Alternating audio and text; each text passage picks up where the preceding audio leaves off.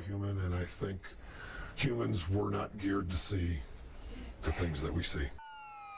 The people we rely on to save us in emergencies could be facing a mental health crisis themselves. Thanks for joining us at 6. I'm Chris Tanaka. And I'm Tiffany Tucker. An update tonight to an exclusive Cleveland 19 investigation. Cleveland paramedics, EMTs, and dispatchers are fighting the city for PTSD support. Investigator Sarah Goldenberg spoke with paramedics brave enough to speak out, and they're calling for change. There was a little girl. She was 6 days past her first birthday.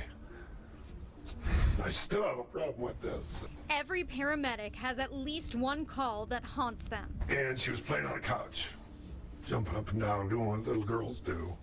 And somebody had come up to the house and just started shooting inside the house. A call came in for a massive shooting around the corner, so naturally we jumped into service and we went and we took it.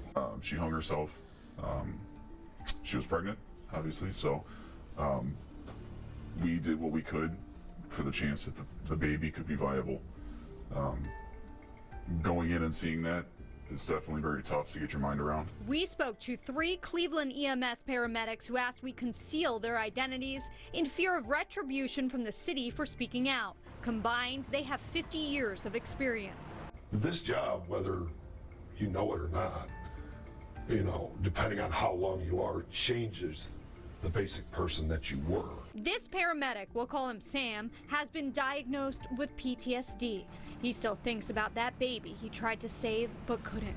I actually started having nightmares, and the one nightmare that would always flash was that little girl. Taking care of themselves is not part of their training. They don't teach you to tell the mother that her 1-year-old is dead from a gunshot wound to the head. You aren't taught how you're supposed to cope, how you're supposed to decompress, how you're supposed to go home and live your life after you leave work. It's just basically get back in service and do your thing. What's your response when you hear, well, you got into this, you knew what you were getting into? You have an idea of what you're getting into, but nobody knows how dark human nature actually is until you have a front row seat to the whole thing. The Cleveland Association of Rescue Employees, or CARE, represents about 300 dispatchers, paramedics, and EMTs with Cleveland EMS. They want the city to recognize PTSD in their contract, outlining protocol for handling mental trauma they suffer on the job.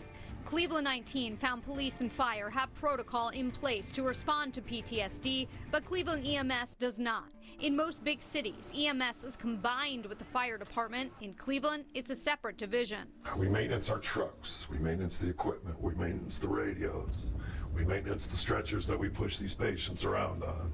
But there's no maintenance for us as people who go out and do this job and put our hands on these people. We checked with several third-party EMS providers across the country to see whether they have a policy on PTSD. New Orleans EMS says they have no written policy, but it is the #1 project on their list. They're working to set up peer support groups and physicians. Wake County EMS, which covers Raleigh-Durham, North Carolina, also has no written policy. They say they teach a session on PTSD, offer a peer support team available 24/7 by phone, and have a psychologist available. Here in Cleveland, EMS workers can get help through fire and police, but they say it's not enough. They don't know how to deal with our stuff. We don't know how to deal with theirs. It's just a different ballgame. Despite everything they've seen, these paramedics all love their jobs. You're there for people at the worst moment of their lives, but who is there for you? Nobody. Nobody is right now. They just want to be sure they're at their best when you need them the most. We need mental health help out here. There has to be something.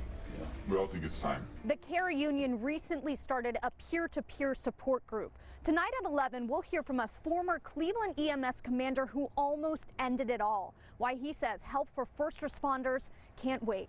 Getting answers, Sarah Goldenberg, Cleveland 19 News.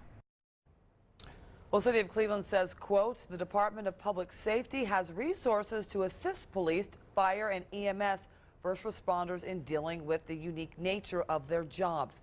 But again, Cleveland EMS workers say they need more than what is offered. You can read the city's full statement on our website or on our app at Cleveland 19.